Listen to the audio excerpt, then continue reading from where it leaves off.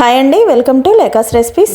ఈరోజు మన రెసిపీస్లో కొబ్బరి లడ్డూని ఎలా ప్రిపేర్ చేసుకోవాలనేది చూద్దామండి. చాలా సాఫ్ట్గా టేస్టీగా ఉండే కొబ్బరి లడ్డు ఏ కాలంలో అయినా కూడా తినొచ్చు. ఆరోగ్యానికి చాలా మేలు చేస్తుంది.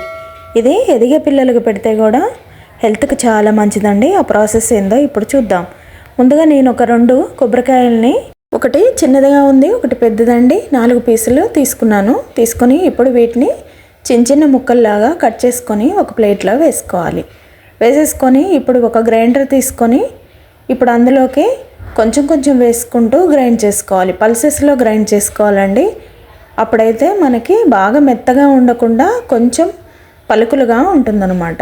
అలా చేసేసుకొని ఇప్పుడు అదే జార్లో మిగతా కొబ్బరి ముక్కల్ని కూడా వేసుకొని ఇప్పుడు ఇది కూడా పల్సెస్లో గ్రైండ్ చేసుకోవాలి. కంటిన్యూస్గా తిప్పితే పాలలాగా అయిపోతుందండి. అలా చేయకుండా పల్సెస్లో తిప్పుకుంటూ గ్రైండ్ చేసుకుంటే మనకి మంచిగా గ్రైండ్ అవుతుందన్నమాట. ఇలా గ్రైండ్ చేసుకున్న ఈ కొబ్బరిని ఒక కప్పుని తీసుకొని మెజర్ చేసుకొని ఇప్పుడు ఒక బౌల్లో వేసేసుకుంటే సరిపోతుందండి. ఇలా కప్పుతో కొలుసుకుంటే మనకి బెల్లం వేసుకునేటప్పుడు కరెక్ట్గా మెజర్ చేసుకుంటూ వేసుకోవచ్చు. ఇప్పుడు నాకు 3 కప్పులకి కొంచెం తక్కువగా అయిందండి. అది ఒక బౌల్లో వేసుకొని ఇప్పుడు 3 కప్పులకి 1 కప్పు, కొంచెం నోటి నిండుగా తినాలనుకునే వాళ్ళు 1 కప్పు వేసుకోవచ్చండి. లేదు కొంచెం తక్కువ తింటాము అని అనుకుంటే 1/2 కప్పు వేసుకున్నా సరిపోతుంది. ఇప్పుడు 1 కప్పు బెల్లంకి 1/2 కప్పు వాటర్ యాడ్ చేసుకొని బాగా మరిగించుకోవాలి. అలా మరిగిపోయిన దాన్ని ఇప్పుడు వేరొక ప్యాన్ తీసుకొని కొంచెం వడగట్టుకుంటే అందులో నలకలు ఏమన్నా ఉంటే సెపరేట్ అయిపోతాయి. ఇప్పుడు ఇలా వడపోసుకున్న దాన్ని మళ్ళీ మనం బాగా మరిగించుకోవాలి. ఇది ఎలా మరగాలి అంటే కొంచెం తీగపాకం కన్నా కొంచెం ఎక్కువ పాకం వచ్చేలాగా చూసుకునేటట్టు మనం మరిగించుకోవాలి. కొంచెం చిక్కగా అవ్వాలి. అయినప్పుడు మనం ఒకసారి వేడివేడిగా ఉన్నదాన్ని ఒకసారి చేత్తో చెక్ చేసుకోవాలి. ఇప్పుడు మీకు చూపించే విధంగా అలా తీగలాగా రావాలన్నమాట. కొంచెం చిక్కగా ఉండాలి. ఇలా పాకం వచ్చిన తర్వాత ఇప్పుడు మనం ముందుగా గ్రైండ్ చేసుకున్న కొబ్బరిని పాకంలో వేసేసి ఫ్లేమ్ని పూర్తిగా సిమ్లోకి అడ్జస్ట్ చేసుకొని బాగా కలుపుకొని ఇది కొంచెం పూర్తిగా బెల్లంలో కలిసిపోయిన తర్వాత ఇందులోకి 1/2 టీ స్పూన్ ఇలాచీ పౌడర్ని వేసుకున్న తర్వాత 2 టీ స్పూన్లు నెయ్యిని కూడా వేసుకోవాలండి. నెయ్యి ఆప్షనల్ అండి, నచ్చితే వేసుకోవచ్చు, లేకపోతే లేదు. మనకి టేస్ట్ అనేది చాలా బాగుంటుందన్నమాట నెయ్యి వేసుకుంటే.